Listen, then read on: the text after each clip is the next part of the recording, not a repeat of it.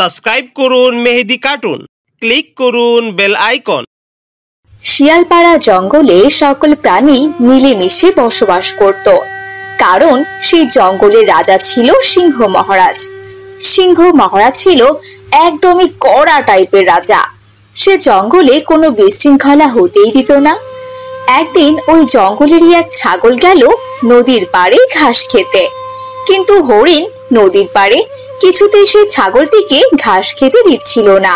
এই ম্যা, তুই কি না এত বড় সাহস, তুই আমার জায়গাতে ঘাস খেতে এসেছিস? তুই কি জানিস না এই নদীর তীরটা পুরোটাই আমার দখলে? কি বললি তুই? এই নদীর তীর তোর দখলে? তোর কাছে কি কোনো দলিল আছে? দলিল থাকবে কেন? হ্যাঁ, আমি মুখে বলছি, এতে কি তোর হচ্ছে না? তুই এক্ষুনি এখান থেকে যদি চলে না যাস না, আমি আমার শিং দিয়ে গুঁতো মেরে তোর পেট ফুটো করে ভুঁড়ি বের করে দিব। এই আমি তোকে বলে দিলাম। কি বললি হরিণ? তোর এত বড় সাহস, তুই আমার ভুঁড়ি কানা করবি? দাঁড়া, আমি এক্ষুনি যাচ্ছি সিংহ মহারাজের কাছে নালিশ জানাতে। তোর অনেকবার বেড়েছে, সিংহ মহারাজ তোর কঠিন বিচার করবে। আরে যা যা, আমিও দেখে নেব সিংহ মহারাজ আমার কি করতে পারে। এরপর ছাগলটি সরাসরি চলে গেল সিংহ মহারাজের কাছে বিচার দিতে। কি বললি ছাগল? ওই হরিণের এত বড় সাহস? এই টুনি, তুই এক্ষুনি গিয়ে ওই হরিণকে ডেকে নিয়ে আয়, আজ আমি ওর কঠিন বিচার করব। এরপর সিংহ মহারাজের দূত টুনি পাখি গেল হরিণকে রাখতে। কিছুক্ষণ পর টুনি হরিণকে নিয়ে ফিরে এলো। এই হরিণ, তোর তো দেখছি বহুতবার বেড়েছে। তুই কি বলেছিস আমি নাকি তোর কিচ্ছু করতে পারবো না? তুই জানিস না আমি এই জঙ্গলে কোনো বিশৃঙ্খলা চাই না। আমার প্রজারা যাতে সুখে থাকে সবসময় আমি সে চেষ্টাই করে যাচ্ছি। আর তুই কিনা বিশৃঙ্খলা করতে ছাগলকে নদীর কিনারায় ঘাস খেতে দেসনি। আসলে মহারাজ, ওই নদীর তীরটায় আমি রোজ রোজ ঘাস খাই, আর আজ ছাগল গিয়ে সেখানে ঘাস খেতে শুরু করেছে। আমি যেখানে রোজ রোজ ঘাস খাই, এই ছাগল সেখানে কেন ঘাস খেতে যাবে? হ্যাঁ, প্রসাব পায়খানা করে ও তো ওই জায়গাটা নষ্ট করে ফেলবে। এজন্যই তো ওকে আমি একদম ঘাস খেতে দেইনি। তুই ছাগলকে ঘাস খেতে না দিয়ে খুব বড় অন্যায় করেছিস। এই জঙ্গল তো কারো বাপের না, এমনকি আমারও না। যার যেখানে মন চাইবে সে সেখানে ঘাস খাবে। তুই মানা করে অনেক বড় অন্যায় করে ফেলেছিস। আজ তোকে আমি মাফ করে দিলাম, কিন্তু ফের যদি এমন নালিশ শুনি তাহলে সেদিন তোকে চাবুক দিয়ে মেরে তোর পিঠের চামড়া তুলে নিব। যা ছাগল যা, আজকের পর থেকে তোর যখন মন চাইবে তুই নদীর তীরে ঘাস খেতে যাবি, ও আর মানা করবে না। আচ্ছা ঠিক আছে মহারাজ। এরপর হরিণ আর ছাগল সেখান থেকে চলে গেল। এদিকে ওই জঙ্গলে বাস করত এক হাসি। হাসির একটি মেয়ে ছিল, কিন্তু হাসি তার মেয়েকে কখনোই জঙ্গলের ভেতরে যেতে দিত না। একদিন হাসির মেয়ে চুরি করে বাসা থেকে পালিয়ে গেল জঙ্গলে।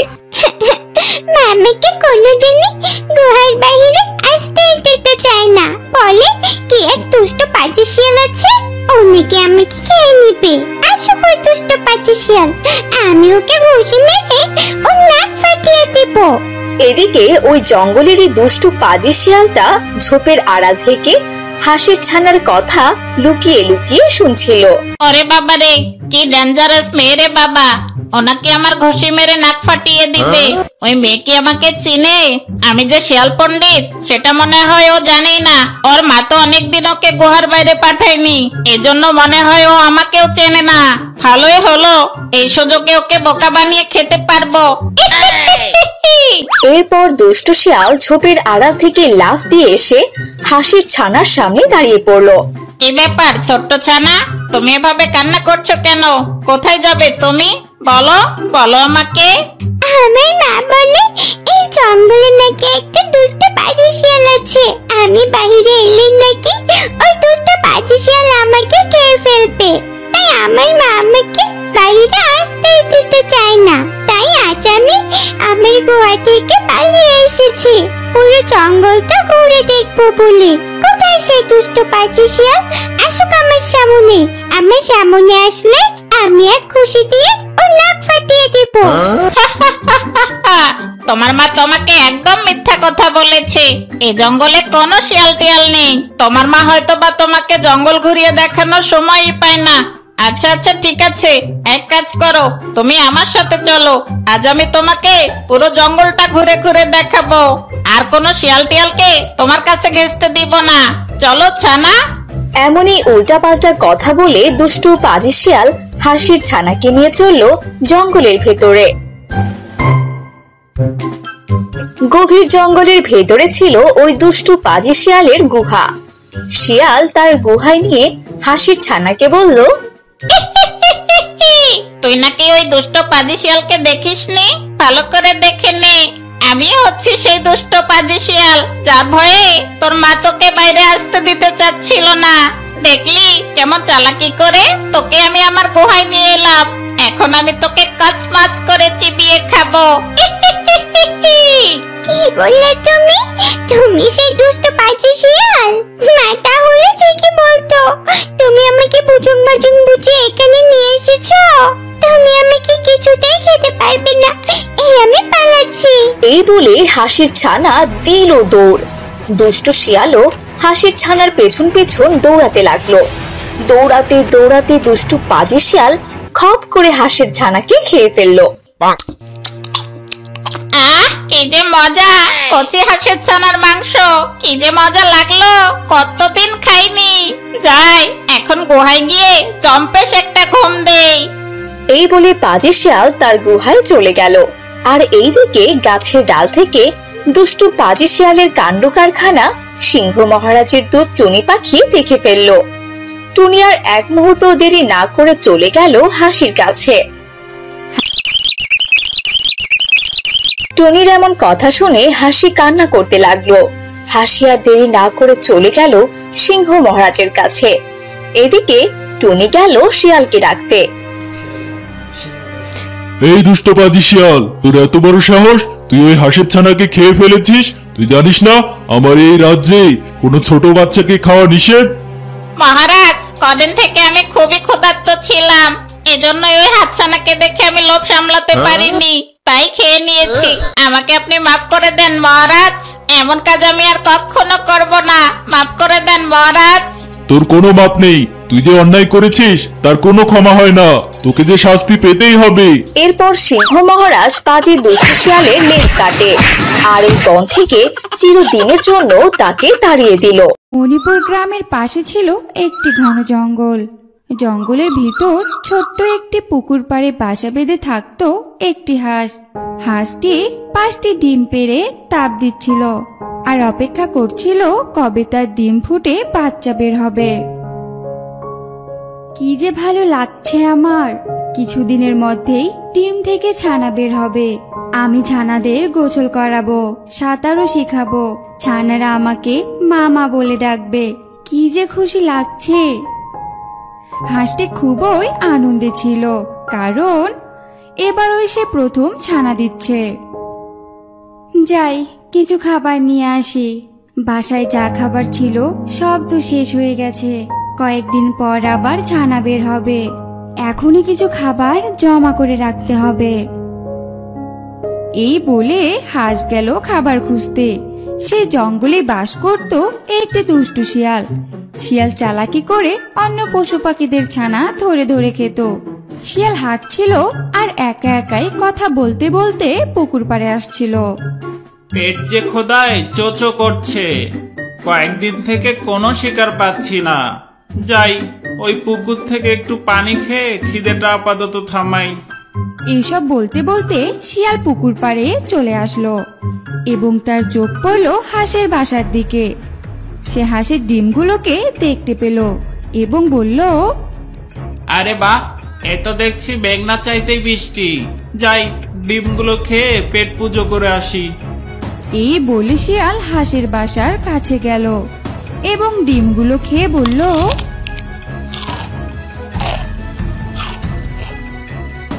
অনেকদিন পর এমন তৃপ্তি মতো ভোজন হলো। পেটের সাথে সাথে মনটাও ভরে গেল। যাই, এখন বাসায় গিয়ে শান্তিতে একটা ঘুম দেই। এই বলে শিয়াল বাসার দিকে চলে গেল। অন্যদিকে হাঁস খাবার নিয়ে বাসায় চলে আসলো আর দেখলো তার একটি ডিমও নেই।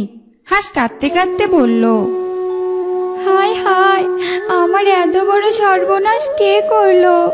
আমি প্রথমবারের মতো মা হতাম, আর কিছুদিনের মধ্যে এই ডিম ফুটে আমার ছানা বের হতো। আমার যে এত বড় সর্বনাশ কে করলো?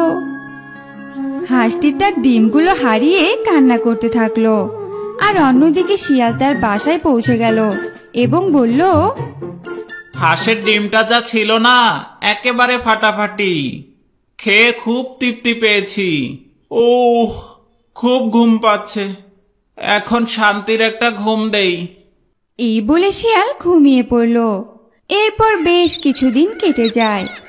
হাঁস এবার 6টি ডিম পেড়েছে, কিন্তু এইবার হাঁস বাসা বেঁধেছে পুকুরের মধ্যখানে, যাতে কেউ তার ডিম চুরি করতে না পারে। অন্যদিকে ওই দুষ্টু শিয়াল তার গুহার সামনে দাঁড়িয়ে দাঁড়িয়ে ভাবছিল আজ কোন দিকে খাবার খুঁজতে যাবে। তখন শিয়ালটি বলল, অনেকদিন হলো পাখির মাংস খাই না, যাই আজ একটা পাখি শিকার করে খেয়ে আসি। এসব বলতে বলতে শিয়ালের সেই হাঁসের ডিম খাওয়ার কথা মনে পড়ে যায়। তখন সে বলে, না, আজ পাখি থাক, আজ বরং ওই হাঁসের বাসার দিকেই যাই। অনেকদিন তো হলো, মনে হচ্ছে হাঁস আবারও ডিম পেড়েছে। যাই, আজ ওর বাসার দিকেই যাই, ডিমগুলো খেয়ে আসি। হা হা হা। এই বলে শিয়াল হাঁটতে হাঁটতে সেই পুকুরের কাছে গেল এবং দেখলো হাঁসটি এইবার পুকুরের মাঝখানে বাসা বেঁধেছে। দুষ্টু শিয়াল মনে মনে ভাবলো, একই দেখছি, হাঁসটা দেখছি অনেক চালাক হয়ে গেছে। আমি এখন ওর ডিম কি করে খাবো? না, একটা উপায় বের করতেই হবে। এসব ভাবতে ভাবতে শিয়াল পুকুরের চারপাশে পায়চারি করছিল। হাঁসটি দেখলো পাশে শিয়ালটি পায়চারি করতেছে। তখন হাঁসটি মনে মনে বলে, কি ব্যাপার, এই পাজি শিয়ালটি এভাবে ঘোরাঘুরি করছে কেন? মতলব কি এই পাজি শিয়ালের? যাই তো কাছে গিয়ে দেখি। এই বলে হাঁসটি পুকুরের কিনারায় গেল আর শিয়ালকে বলল, এই যে শিয়াল মামা, কাউকে খুঁজছো নাকি? তখন থেকে দেখছি শুধু ঘুরোঘুরি করছো। কাউকে খুঁজছি না ভাগ্নে, এমনি ভালো লাগছে না, তাই হাঁটাহাঁটি করছিলাম। তা ভাগ্নে, তুমি পুকুরের মাঝখানে বাসা বাঁধছ কেন? তুমি ডাঙ্গায় বাসা করতে ভাগ্নে, আমি নিজে তোমার বাসা পাহারা দিয়ে রাখতাম। বাসাটা কি সাদে পুকুরের মাঝে করেছি মামা? এর আগে পুকুরের পাড়ে বাসা বেঁধেছিলাম, 5টি ডিমও পেড়েছিলাম। বাচ্চা বের হবার আগে কে যেন ডিমগুলো চুরি করে নিয়ে গেছে, তাই এবার পুকুরের মাঝে বাসা বেঁধেছি, যাতে কেউ আমার ডিমগুলো চুরি করতে না পারে। শিয়াল মনে মনে ভাবে, আমি যে ওর ডিমগুলো চুরি করে খেয়েছিলাম, মনে হয় এই বোকা হাঁস সেটা বুঝতে পারিনি। আচ্ছা মামা, তুমি থাকো তাহলে, আমি যাই কিছু খাবার সংগ্রহ করে আসি। এই বলে হাঁস গেল খাবারের খোঁজে, আর এদিকে শিয়াল ভাবতে থাকে যে কি করে এই ডিমগুলো খাওয়া যায়। তখন সে একটি ব্যাঙকে দেখতে পেল এবং ব্যাঙকে ডাকলো, এই যে ব্যাঙ বোন, একটু এদিকে আসো না। শিয়ালের ডাক শুনে ব্যাঙটি শিয়ালের কাছে আসে। তখন শিয়াল ব্যাঙকে বলে, ব্যাঙ বোন, আমার একটা উপকার করবে? কি উপকার করতে হবে শিয়াল ভাই? ব্যাঙ বোন, ওই যে পুকুরের মাঝে একটি বাসা দেখতে পাচ্ছ না, ওটা হাঁসের বাসা, আর ওর বাসায় কিছু ডিম আছে। হাঁস আমাকে এই মুহূর্তে বলে গেল আমি যাতে ওর ডিমগুলো দেখে রাখি। তুমি একটু বাসাটা এদিকে এনে দিতে পারবে? আমি গুনে দেখতাম ওর ডিমগুলো ঠিক আছে কিনা। আচ্ছা শিয়াল ভাই, আমি এখনই এনে দিচ্ছি। এই বলে ব্যাঙ বাসাটির কাছে গেল আর বাসা টেনে শিয়ালের কাছে এনে দিল। আর দুষ্টু শিয়াল হাঁসের ডিমগুলো এক পলকেই খেয়ে ফেললো। ব্যাঙ কিছু বুঝতেই পারলো না। ডিমগুলো খেয়ে শিয়াল বলল, বেটা হাঁস, আমার সাথে চালাকি? আমি হলাম শিয়াল পণ্ডিত, আমার চোখে ধুলা দেওয়া এত সহজ? বোকা হাঁস, এবার এসে কান্না কর। হা হা হা। এই বলে শিয়াল সেখান থেকে চলে গেল। আর অন্যদিকে হাঁস খাবার নিয়ে সেখানে চলে আসলো। সে দেখলো বাসাটি পুকুরের ধারে ভিড়ানো। হাঁস বাসার কাছে গেল এবং দেখলো বাসায় একটি ডিমও নেই। তখন সে কান্না করতে লাগলো। বারবার কে আমার এত বড় সর্বনাশ করছে? আমার ডিমগুলোই বা কে চুরি করছে? আর আমার বাসা এখানেই বা আসলো কি করে? তখন পাশে থাকা ব্যাঙটি বলে উঠল, সরি হাসবন, আমি আসলে বুঝতে পারিনি। দুষ্টু শিয়াল আমাকে অনেক অনুরোধ করে বলল বাসাটা পুকুরের ধারে আনার জন্য, তাই আমি বাসাটা এখানে নিয়ে এসেছি। তুমি আমাকে মাফ করে দাও হাসবন। এরপর হাঁস কাঁদতে কাঁদতে বলে, আমি ওই ব্যাঙটি শিয়ালকে কিছুতেই ছাড়বো না। আমি ওকে উচিত শিক্ষা দেবই দেব। এরপর হাঁস পুকুরের মাঝে বাসা বাঁধে, আর তার বাসা থেকে পুকুর পার পর্যন্ত লতা পাতা দিয়ে এমন করে রাখে কেউ বুঝতেই পারবে না যে এখানে পানি আছে। এরপর অনেক দিন কেটে যায়। হাঁস আবারও 6টি ডিম পাড়ে এবং তাতে তাপ দিতে থাকে। অন্যদিকে শিয়াল আবার ভাবে, আহ যাই, বোকা হাঁস মনে হয় আবারও ডিম দিয়েছে। যাই, ডিমগুলো খেয়ে আসি, আর দেখি যদি পারি হাঁসটিকেও খাবো। অনেকদিন হলো মাংস খাই না। এই বলে শিয়াল সেই পুকুর পাড়ে আসলো আর দেখলো হাঁস এইবার পুকুরের ওপরে বাসা বেঁধেছে।